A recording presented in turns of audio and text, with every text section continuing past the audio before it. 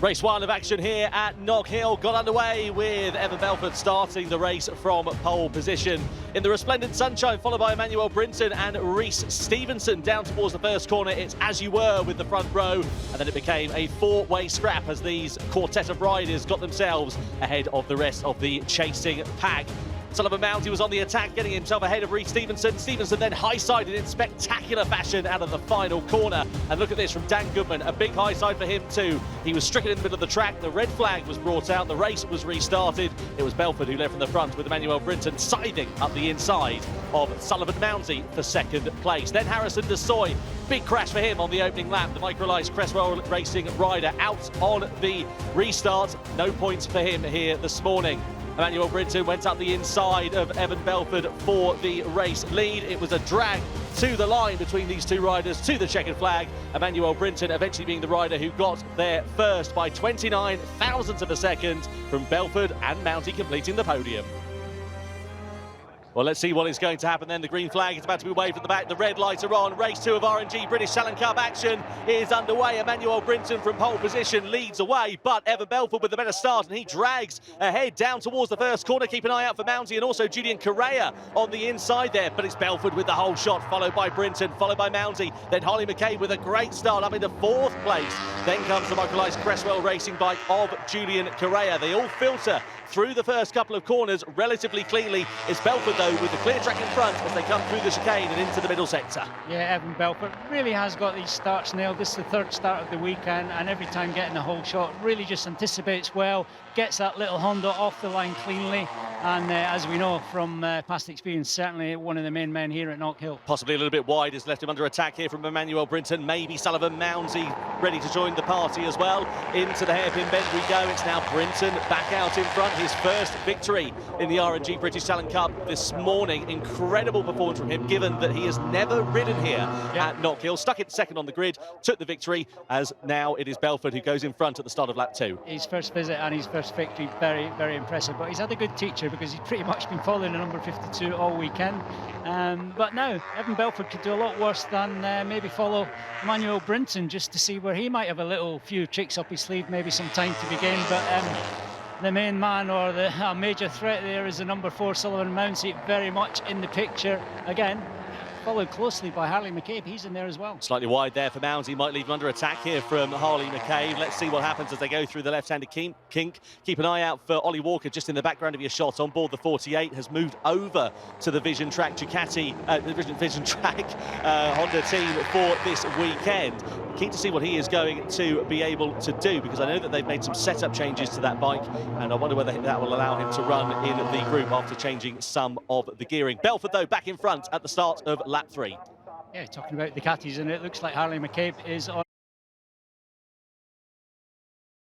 NSF 250Rs, around 40 brake horsepower machines, around 148 combined rider and bike weight limit, so very fair.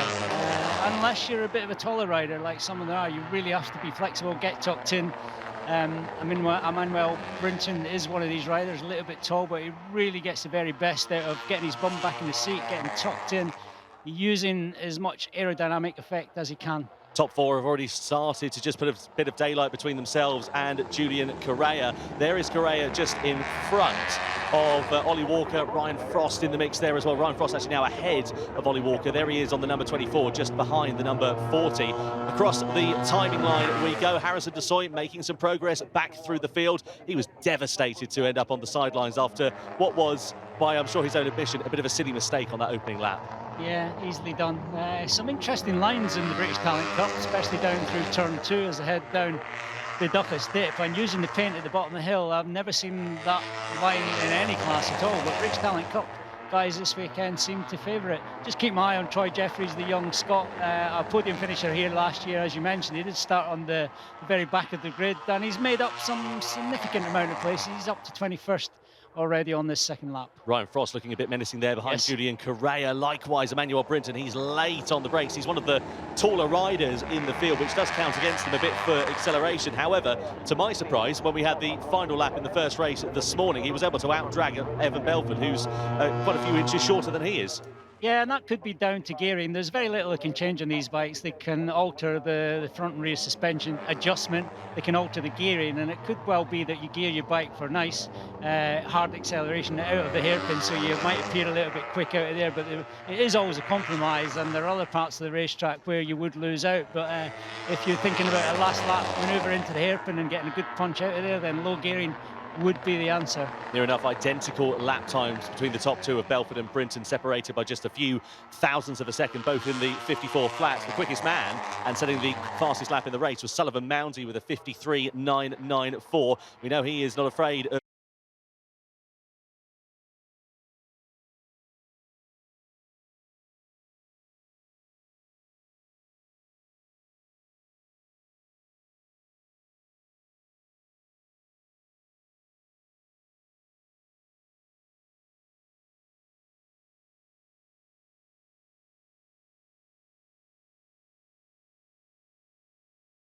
up to get the bike working at the optimum temperature, but if they're watching the temperature gauge and the temperature is creeping up, then they've got a wire taped to the side of the fairing. They can pull on that, and that will pull a strip of tape off the radiator and allow the bike to run cooler. Looks like Evan Belford was well wide there as he exited. Scotsman have got to follow there. Yeah, that's Harrison Desoy, 2 DNFs in 2 races for the 55. I did see a rider go slightly wide, and I wondered whether it was just my imagination. Let's see if we can piece together what happened then here. So it's going to be the Microlist Crestwell Racing bike, and he's very early in the corner, isn't it? Gone wrenchy. As you come down the hill, you're sweeping left to set yourself up for that next right. Yeah, it was Evan Belford. Clayton Edmonds going a little bit wide there in sympathy as well. So Harrison Desoy, a double DNF at Knockhill. Disaster for Desoy, unfortunately. Meanwhile, his City Lifting RS Racing teammate still has a clear track in front of him. He's had Emmanuel Brinton breathing down his neck throughout the entirety of this one, but he looks like such a cool customer on that bike, just unflappable under pressure. It certainly is, but it's very much four-way battle here, and yeah, very much four-way battle in line for the podium. You've got to think, Emmanuel Brinton, first visit here, won the first race. He must still be learning the track. He must still have something left in the locker. He actually broke the lap record in that first race. He did the 53.7. Not quite there yet, 53.9 to Mouncy so far, but yeah, Brinton there looking very menacing behind Evan Belford. You can see the championship standings on the left-hand side of your picture. It would be great for Belford if he can take the victory, but you know that Emmanuel Brinton is going to try and do everything in his power to stop it. A good handful of laps still remaining then here. We're only on lap 8 out of 22. Just a quick shout out to Clayton Edmonds, who's down in 8th place at the moment, but he started race 1 from the back of the grid, made his way up through the field to finish in 15th, and is just slowly picking away. He's a little bit off the way from the back of Ollie Walker, Ryan Frost and Julian Correa up the road, but nonetheless having a really good ride. Damage limitation for him. Damage limitation, yeah. Bring it home in one piece, learn something. These kids are all young, they're learning by the lap. They're certainly not learning anything when they're sat in the gravel or on the grass at the side of the track. So damage limitation, keep it circulating, learn something, try and improve your lap times, try and improve your position, but most importantly, bring yourself and the bike home in one piece. The thing is, if these 4 riders start squabbling, it's just going to bring them back into the likes of Correa, Walker and Ryan Frost. Yeah, very much so, and yeah, that could easily turn into a 7-way battle. Well, let's see what happens. You saw further back there was a big gaggle of riders all going for the positions just in the inside of the top 10 and the sort of lower points positions in this race as well. But Emmanuel Brinton, what do you think he's thinking about, sat behind Evan Belford at the moment? Yeah, he's a smart rider, he's a clever rider, that is obvious, and he's just sitting watching. Yeah, obviously he has to watch his pit board and keep his guard. He knows he's +0 to Sullivan Mouncy, so he has to keep his eye on that, but he's keeping a close eye on Evan Belford. I think one man you have to watch here is Harley McCabe, because he's set a lap time just a fraction slower than the fastest lap of Sullivan Mouncy, so he's comfortable sitting there in 4th place, getting a nice slipstream, as you see, coming out the hairpin up the hill. So yeah, I think he's got a little bit left in the tank as well. Clayton Edmonds just in front of the battle for 9th place there between Peter Willis and Scott McPhee. McPhee getting the better of the 99 as they went through into the final corner. But look at all these riders. You've got Ronnie Harris, Philip Soroviak, Eli Banish in there as well. Eli actually having a pretty good run in this race. He's had a challenging start to his 2023 campaign so far. A bit of injury putting him out of contention at Donington last time, and hasn't actually managed to get himself himself in the point scoring positions. But that's the thing, isn't it? When you can run in a group like this and you can go with them, I imagine it's probably going to be good for his confidence, if nothing else. Very, very much so, yeah. Yeah, Clayton Edmonds was the rider who was running slightly wide earlier on onto the green concrete, so he needs to keep his eye on track limit warnings or he will suffer a penalty, but I'm sure it was very much a one-off. So across the timing line we go at the end of lap 10 to begin lap 11. It's Evan Belford that leads then from Emmanuel Brinton as they build a bit of a gap over Mounsey and McCabe.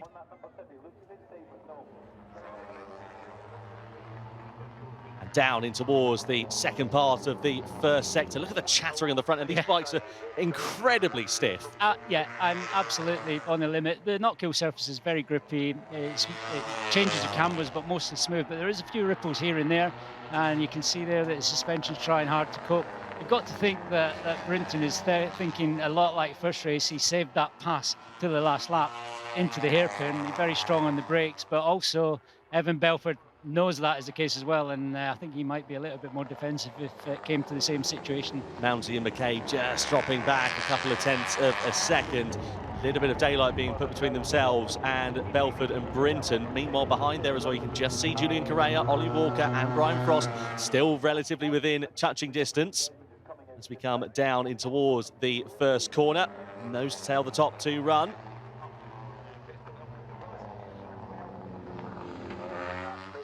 Lap 12 out of 22 in towards the right-hander. This is Sullivan Mounsey with Harley McCabe really close behind as they come over the rise into that chicane. I love watching bikes go through there, and especially on these machines as well. They're so lightweight, they just look so nimble. Yeah, they're very nimble. That's a tricky section of the track, but it's also a very important section of the track. You rush up the hill to the chicane, which is blind. You've got to keep your momentum going through there, but you have to be careful not to get the bike too light on the crest of the chicane. But it's important to, as I said, keep that momentum, get a nice run out and use all the paint on your exit at the exit point. So over the timing line we go once more. Here is Sullivan Mounsey soaking up the pressure like a sponge from Harley McCabe. McCabe, 6th place in the first race. If you look at his results so far this season, he's been quick and he's been relatively consistent. He's only had one blot on his copybook. That was a DNF in race 1 when he was fighting for the lead. Ended up having a high side out of the final corner, but he's had one podium finish so far in 2023. He would dearly love to be able to add to that tally. And the number 52 has upped the ante. He is now set the fastest lap of 53.8. It's made no difference to the gap though. Manuel Brinton has gone with them. He's done a fast lap as well, another 53.9. So nothing in it with these two. It really is going to go all the way, I think. Yeah, the top two are second to the good. This is a bit of a specialist track though for Evan Belford. If you remember last season, he came back from injury here at Knockhill and went and dominated the weekend, didn't he? Broken leg no less early in the season. A really unfortunate start to the season, but yeah, bounced back here at Knockhill. And it's not an easy track. It's very physical. Long races for these kids.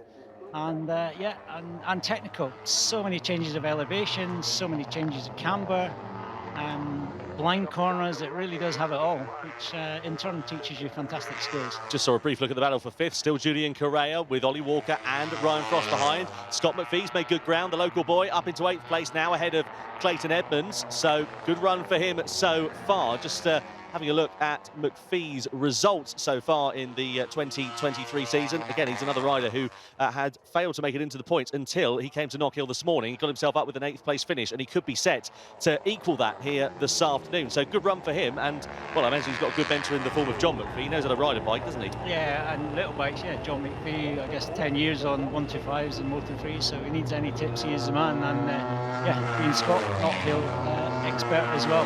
Got to say, Brinton's just looking so much more confident than maybe he was in the first race. I think he was learning lap by lap in the first race, certainly race pace and race strategy, but this time he seems so comfortable following Evan Belford. Now he has no threat from behind. 2 seconds is a gap to Sullivan Mounsey, so he's got no threat there. He can really just follow Evan Belford and pick his moment. You know that Brinton's just got something left in the locker, doesn't he? He's riding well within his limits seemingly at the moment. He's not on the ragged edge, he's not going wide, he's not out-braking himself. He's just, as you said, waiting for the right moment to pounce. This could be an opportunity here, maybe into the hairpin. He has a look, but he backs out again. more comfortable and confident. Yeah, and I think he could pass, but maybe he's thinking element of surprise towards the end of the race. McCabe getting the better of Sullivan Mounty, but runs it a bit hot at the final turn. Now they go 2 by 2 across the line. Mounty on the inside, McCabe on the outside. Mounty's going to have the optimum line for the corner if he can get the thing slowed down. McCabe, though, goes and hauls it around the outside and gets back through into 3rd place. Lovely bit of confidence on the front end of that Honda. Sullivan won't be happy with that. He definitely wants a podium. Always a fascinating battle when it's for 3rd and 4th, because that podium is just, when you're just off the podium, it's like finishing last. You still desperately want to stand up there with the first 2. Looks like we've had a technical problem there for the number 8. That is Alfie Davison, who looks like he's entered the pit lanes. He comes tumbling down the timing order. Unfortunately, an early end to his race. He was a crasher in race 1. Sorry, I should say a technical problem in race 1, and it looks like it might have come back to bite him in the backside here in race 2. Mounty back up the inside of Harley McCabe, meanwhile, for 3rd place at the final turn. He looks so confident. That is his strength, really, isn't it, Sullivan Mounty, on the brakes? I don't think anybody really comes close. Yeah, he's a proper racer. He's one of these that will pass or be passed, so he likes the former. He's definitely a proper racer and a Sunday man. Interesting, Evan Belford has upped the ante at the front. Fastest lap for him, 53.7, and that's him being in front, no slipstream. He really is digging in. Brinton is going with him, but yeah, Evan Belford doesn't want a repeat of the first race, so he's digging in, and I'm pleased to see that. He's not prepared to let Brinton pass and follow him. He wants to do it from the front. Brinton responding with the fastest first sector in this one. He's really still on the coattails. Look at the head shaking its way on the brakes.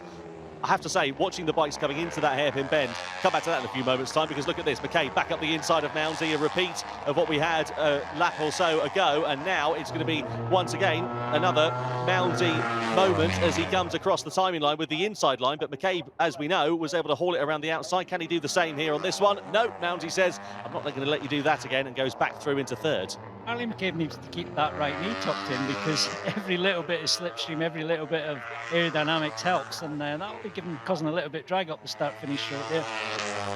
Just behind there, Julian Correa with Ryan Frost. Looks like Ollie Walker's dropped off the back of those riders. In fact, yeah, he has 2.5 seconds away from that battle for 5th place, so clearly a bit of a late race fade for Walker, but it's his first weekend on the Vision Track machine, and nonetheless, it is always a bit of a challenge moving over to a new team, despite being, of course, on a relatively similar motorcycle. They're all spec bikes here in the British Talent Cup, and they all look pretty similar. We've got a big crash here, 2 riders involved, unfortunately. One of them's an RS racing machine, another stricken over to the right-hand side of the circuit. The marshals running to their aid. I dare say we may see a safety car, possibly even a red flag if they can't get that cleared. Meanwhile, back out in front, Belford versus Brinton. It's Mounty versus McCabe as well for 3rd place.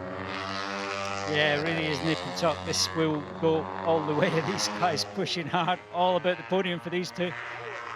So through in towards the chicane, these 2 riders go. This is where the incident is. There's a green flag out. They've managed to get the 2 riders that were involved in that. In fact, no, the red flag has come out. I apologise. So red flag is out. That will be declared a race result, because we've done over 2/3 distance, and, well, 2 riders that were involved in that. I think one may have been Clayton Edmonds, possibly the other. Just looking at the timing screens, the other may have been Ronnie Harris on board the 66, but we will await official confirmation for that. Either way, this man here, no problems at all. No mistakes, not an ounce of cracking under pressure, and he takes the win in race 2 for the R&G British Talent Cup. It's Evan Belford who will take the top spoils. Let's have another look and see what happens here, Neil. Yeah, chicane, rise up to the chicane So there. it's Edmonds over the curb. Yeah, Was it 2 separate incidents there? Yeah, I believe it was, because it's blind. When you're following riders, it's completely blind. So if they're a little bit off to the right and you go a little bit even further to the right, then there's a raised red curb. Click that, as Jack Kennedy, I believe, did in the morning warm-up, and that is the result. So it is a little bit tricky. It's a tricky technical track here in Knockhill, and you just have to be inch perfect everywhere. Well, what a contrast in fortunes for RS Racing. On the top step of the podium with Evan Belford, 2 riders down and out, bringing out the red flag, Clayton Edmonds and Ronnie Harris. So not an ideal end for their race, but nonetheless, what a great ride it is from Evan Belford, taking the win on board the number 52 here in race 2 at Knockhill.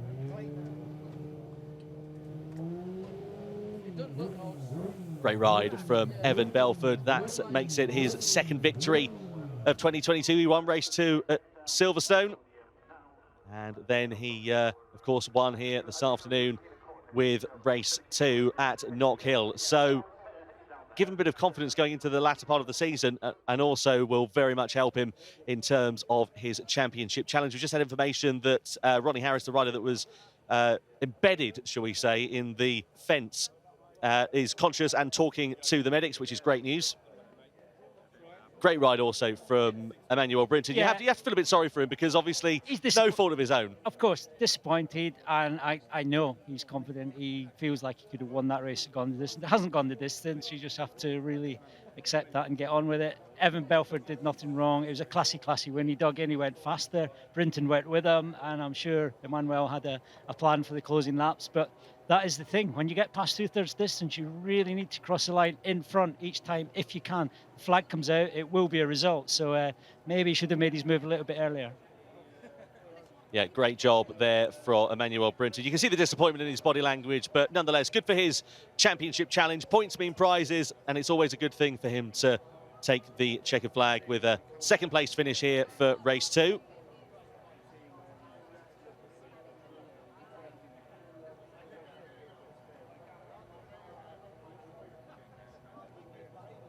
Great ride from Emmanuel Brinton for that second place finish. Let's take a look, shall we, at the confirmation of the race 2 results after a red flag being thrown here. Evan Belford takes the spoils from Emmanuel Brinton. Sullivan Mounsey with a great podium finish. Once again, 2 podiums in 2 races for Mounsey ahead of Harley McCabe, Julian Correa, Ryan Frost. Ollie Walker faded slightly towards the end on board the Vision Track racing machine, but nonetheless, he'll be happy with 2 top 10 finishes in his debut for that outfit. Philip Sorowiak, great ride from him ahead of Scott McPhee, Alexander Rowan inside the top 10, and Eli Banish with his first points on the board of the 2023 season, just ahead of Josh Bannister, Charlie Huntingford, Harrison Mackay and Peter Willis completing the points finishes. And a shout out to Troy Jeffrey there, 17th place from the very back of the field. Good ride for him to make some progress in a very tight-knit group. Championship standings then after 6 races this season. Evan Belford has a 32-point swing over Emmanuel Brinton, 49 points to the good of Sullivan Mounsey, who is just a couple in front of Harley McCabe, Harrison Desoy, Julian Correa. So it's very tight in the battle for 3rd in the championship standings, and looking forward to seeing what is going to happen when it moves on to Snetterton in a few weeks' time.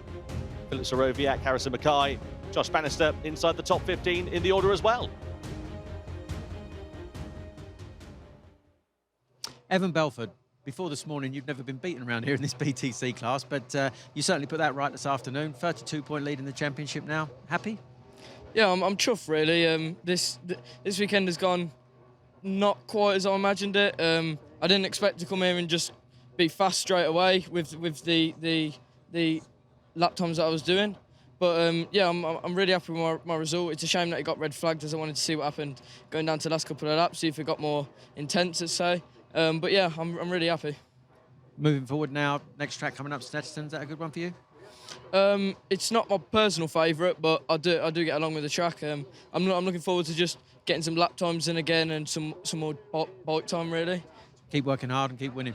Thank you. Well done, Evan. Evan Belford, the king of Knockhill, then takes victory in race 2 here at the R&G British Talent Cup, as the clean-up operation begins following the incident which brought out the red flag. 2 separate crashes for Clayton Edmonds and Ronnie Harris,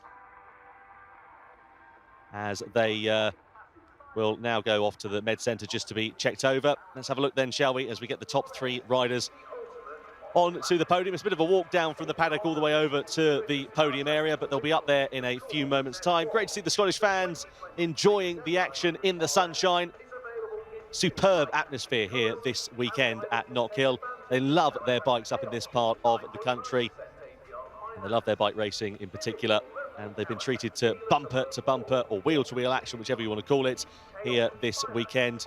Of course, more racing action to come with Super Sport, Super Stock, and of course the 3rd and main British Superbike race here this afternoon, as well as British Junior Super Sport, all to come very shortly.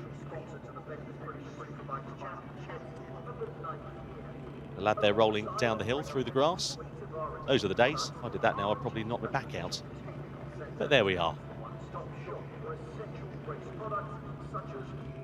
Riders then just making their way over to the podium. Hopefully we'll get this underway very shortly. But what a great ride it was from all of the top three.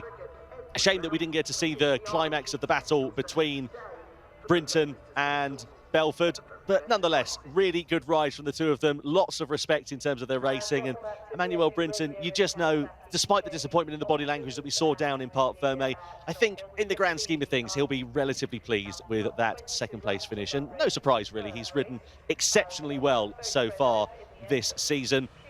And he knows that he has got what it takes to bring the fight to the front, especially on a difficult circuit like Knockhill. It's so vastly different to the European tracks that he is used to racing on. He's actually based over in Valencia, competes in the European Talent Cup. And if you compare the likes of Valencia and Jerez, as well as Barcelona, to Knockhill, very different kettle of fish and require a lot of changes to the riding style.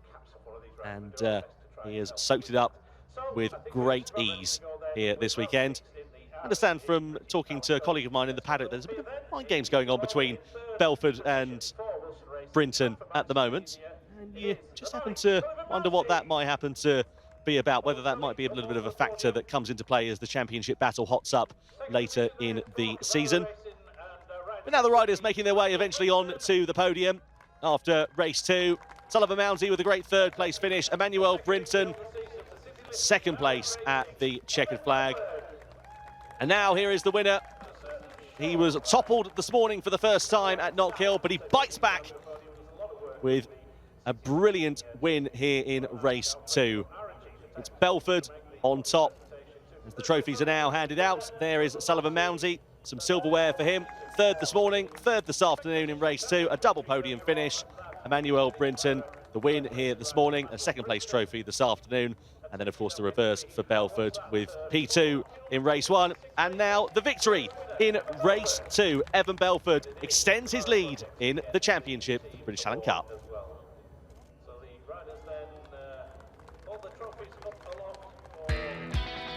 Let's have a look then, shall we, at the highlights from race two of the R&G British Talent Cup. Away from the lights, it was Emmanuel Brinton who started on pole position, but Evan Belford got the whole shot down in towards turn one, followed by Sullivan Mounty in third place. Ollie McCabe got away very nicely on the green and blue machine, up into fourth place, just ahead of Julian Correa and Ollie Walker as the riders filtered their way through. The top two then splintered away of Belford and Brinton. It left us with a scrap for third place between Mounty and McCabe. Mounty going late on the brakes, up the inside at the final corner and through into the race lead. It was then Belford versus Brinton at the front, and you wondered how the battle was going to unfold as the race progressed. But Brinton kept his nose clean, just stuck himself behind Belford and waited for the right opportunity to pounce. Unfortunately, it never came because Clayton Edmonds ended up going down the road. Ronnie Harris followed in sympathy as well. Both riders with very big crashes. It brought out the red flag just a few laps from home. It declared Belford as the race winner here at Knockhill. A great ride from him, extending his lead